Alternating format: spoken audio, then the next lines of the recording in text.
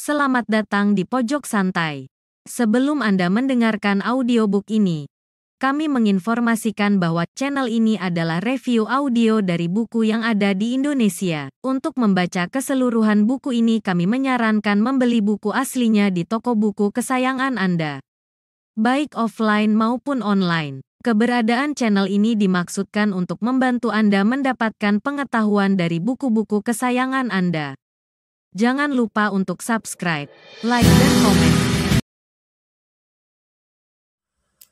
Selamat datang di Pojok Santai, channel khusus yang membahas komik dan novel dengan cara asik.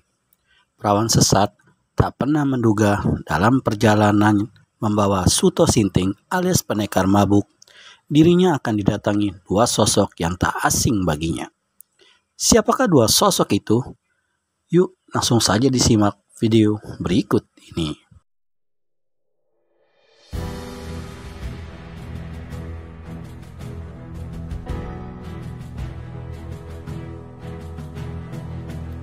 Dua sosok manusia mendaratkan kakinya dengan tepat di depan perawan sesat dalam jarak 5 langkah.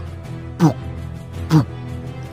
Perawan sesat kembali terkesiap melihat kemunculan dua perempuan yang sudah dikenalnya. Untuk sesaat, mereka beradu pandang dalam wajah tegang. Pada saat itu, perawan sesat sempat berkata dalam hati mengenai tendangan Suto tadi. Luar biasa dia menyalurkan tenaga dalamnya. Pohon yang ditendang tetap tenang. Pohon keempatnya yang terkena sasaran. Jelas hal itu jurus penyaluran tenaga dalam yang sangat tinggi. Perawan sesat cepat singkirkan bayangan tendangan pendekar mabuk tadi dari otaknya. Kembali, ia curahkan perhatian pada kedua perempuan yang masing-masing mengenakan pakaian ketat merah dan kuning. Bentuk potongan pakaiannya sama dengan bentuk potongan pakaian yang dikenakan perawan sesat, hanya berbeda pada warnanya saja. Potongan pakaian yang sama menunjukkan bahwa mereka berasal dari satu perguruan. Yang berpakaian merah dengan baju tampal lengan dan belahan dada sedikit terbuka lebar adalah Maharani. Rambutnya dikepang dua, ditaruh di depan dada. Di tangannya tergenggam sebuah kipas warna merah berbunga-bunga hitam.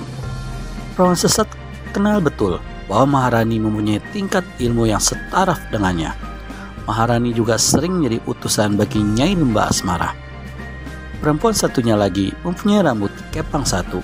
Cukup panjang rambutnya itu hingga bisa melilit di sekitar leher. Sisanya jatuh di depan dada kanan. Perempuan berkepang satu itu mengenakan ikat pinggang tali merah. Di sana terselip sebatang bambu kuning berukuran 1 hasta. Bambu itu adalah seruling berlilit hitam merah di bagian ujung tempat meniupnya. Perempuan yang mempunyai senjata seruling itulah yang bernama Sumbi alias Putri Alam Baka. Tingkat ilmunya lebih tinggi 1 tingkat dari perawan sesat ataupun Maharani. Selain sering menjadi utusan bagi Nyai Lembah Asmara, Putri Alam Baka juga merupakan orang kepercayaan Nyai Lembah Asmara yang menjadi wakil tertinggi dan dikenal sebagai orang kedua di Bukit Garinda. Jelas, perawan sesat sedikit gentar melihat Putri Alam Baka sampai turun tangan dan menyerangnya dari tempat persembunyian. Cara memandangnya pun tampak bermusuhan. Perawan sesat semakin curiga dan was-was. Sekalipun Putri Alam Baka adalah teman sendiri, tetapi tingkat perbedaan ilmu dan kedudukan membuat perawan sesat merasa sungkan kepada Putri Alam Baka. Karena itu, kehadiran Putri Alam Baka membuat perawan sesat ajukan tanya. Sepenting apakah keperluanmu hingga datang menemui Ki Sumbi? Sejak keberangkatanmu, kami memang sudah membututi, jawab Putri Alam Baka. Tak ada senyum di bibirnya, sikapnya pun kelihatan dingin. Dalam keadaan rambut lebih rapi, Putri Alam Baka dan Maharani tampak lebih cantik dari perawan sesat. Tetapi kecantikan itu tidak membuat pendekar mabuk tertarik. Ia bahkan bersikap sebagai pendengar dan penonton yang baik. Ia duduk di tanah yang sedikit lebih tinggi. Punggungnya bersandarkan batang pohon sambil sesekali menenggak tuak. Perawan sesat merasa heran mendengar dirinya diikuti oleh Maharani dan Sumbi sejak keberangkatannya dari Bukit Garinda. Tentang bagaimana cara mereka menguntit hingga tidak diketahui gerakannya bukan hal yang dipikirkan perawan sesat, karena ia merasa mampu melakukan penguntitan tanpa suara. Tapi apa sebab mereka menguntitnya? Itu yang menjadi pikiran perawan sesat. Mengapa mereka harus menguntitnya?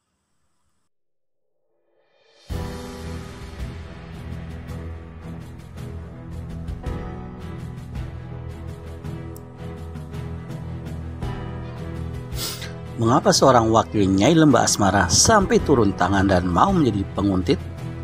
Pasti ada sesuatu yang tak lazim menurut dugaan perawan sesat. Lalu hal itu pun ditanyakan oleh perawan sesat dengan nada tetap tegas dan berkesan angker.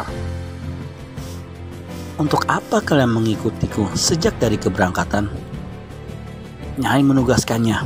Jawab Putri Alam Baka dengan sikap berdiri tegap dengan kedua kaki tegak sedikit merenggang. Untuk apa Nyai menugaskan kalian? Kecurigaan, menjaga kewaspadaan, sekaligus memberikan perlindungan padamu, perawan sesat. Omong kosong, sentak perawan sesat menyanggah. Buktinya, kalian tidak muncul saat lelaki itu menyerangku di perguruan Merpati Wingit. Sambil perawan sesat menuding Suto Sinting. Ketika kami hendak turun tangan, pemuda tampan itu sudah lebih dulu membawamu pergi. Jawab Putri Alam Baka lebih berkesan kalem dan berwibawa.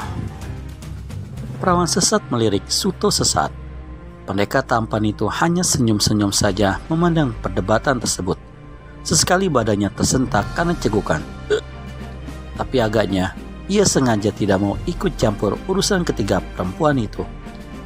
Kembali mata perawan sesat memandang Maharani dan Putri Alam Baka.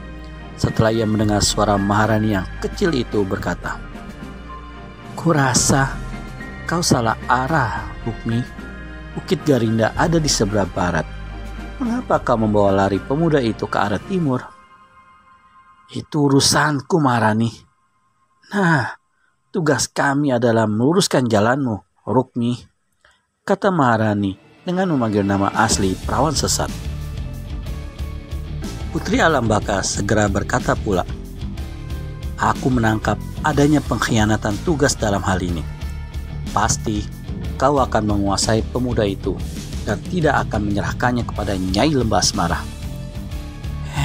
"Itu pun urusanku, Sumbi," kata perawan sesat dengan tetap perlihatkan ketegasannya dalam bersikap. Sambungnya lagi, "Susah payah ku cari dan kutemukan pemuda itu. Mengapa ia harus kuserahkan pada perempuan lain, hah? Lihatlah sendiri betapa tampan dan menggairahkannya Suto tanpa pusar itu. Lihatlah, haruskah aku serahkan pemuda setampan itu kepada orang lain?" Mata kedua teman perawan sesat itu melirik ke arah pendekar mabuk. Yang dilirik justru memperlebarkan senyum sambil melambai kecil penuh goda. Putri Alam Baka cepat palingkan wajah memandang ke arah perawan sesat. Tapi Maharani masih menikmati ketampanan yang begitu mengagumkan hatinya. Tak sadar hatinya berdebar-debar. Perawan sesat berkata lagi, "Kalian pikir aku perempuan bodoh yang tidak bisa membedakan mana lelaki mahal, mana lelaki murahan? Kupertaruhkan nyawaku untuk mendapatkan dia. Wajar kan kalau sekarang aku memilikinya? Tapi kau mengemban tugas perawan sesat. Kita selalu dididik untuk tidak mengutamakan kepentingan pribadi dalam menunaikan tugas dari Nyai. Iya, lantas siapa yang bisa memenuhi kebutuhan pribadi kita? Nyai, apakah beliau sanggup memenuhi kebutuhan pribadi kita jika pribadi kita mengendaki seorang kekasih seperti pemuda itu?" "Rukmi," sentak Maharani, "jelasnya kau akan melakukan pembangkangan terhadap perintah Nyai kita." "Aku hanya menuntut hakku dan perasaanku. Aku suka pada Suto Sinting itu." "Sudah lama kita berteman, Rukmi," ucap Putri Alam Baka dengan nada rendah dan lebih berkesan tenang dari Maharani. Lalu ia berkata lagi, "Jangan sampai aku mengambil tindakan tegas untukmu. Jangan sampai aku menjatuhkan hukuman berat untuk teman sendiri, Rukmi. Kuingatkan, jaga nafsumu. Serahkan Suto kepada Nyai Lembah Asmara sesuai tugasmu. Kurasa Nyai Ratu pun punya kebijakan tersendiri untuk dirimu, perawan sesat. Aku tetap tidak akan menyerahkan pendekar mabuk kepada Nyai. Kalau begitu, kau menghendaki kami menghajarmu, Rukmi. Sentak Maharani lagi sambil hentikan gerakan tangan yang sejak tadi mengipang-ipas di depan dadanya yang sekal itu. Mendengar gertakan itu, perawan sesat menyembunyikan senyum sinis meremehkan. Ia berkata, apapun tindakan yang akan kau ambil, aku sudah siap menghadapinya, Maharani. Kalian boleh paksa aku dengan cara apapun, tapi aku tetap tidak akan menyerahkan Suto ke tangan Nyai. Dengan ucapan pelan bernada sinis dari Maharani kepada Putri Alam Baka. Ternyata apa yang dikhawatirkan Nyai Lembah Asmara memang benar-benar terjadi, Sumbi. Perawan sesat melakukan pembangkangan. Perawan sesat muda dengan benci. Kau memang layak mendapat julukan penjilat kotor, Maharani. Sejak dulu kau selalu menjadi penjilat agar mendapat perhatian dari Nyai Lembah Asmara. Itu urusanku, Rukmi, jawab Maharani menirukan jawaban perawan sesat tadi. Kini ia maju 2 langkah, berada lebih depan dari Putri Alam Baka. Akankah terjadi pertarungan di antara 3 saudara satu perguruan itu? Untuk pastinya, dapatkan jawabannya di video selanjutnya hanya di channel Pojok Santai. Segera subscribe dan tekan tombol lonceng untuk mendapat notifikasi video terbaru dari kami. Terima kasih dan sampai bertemu kembali.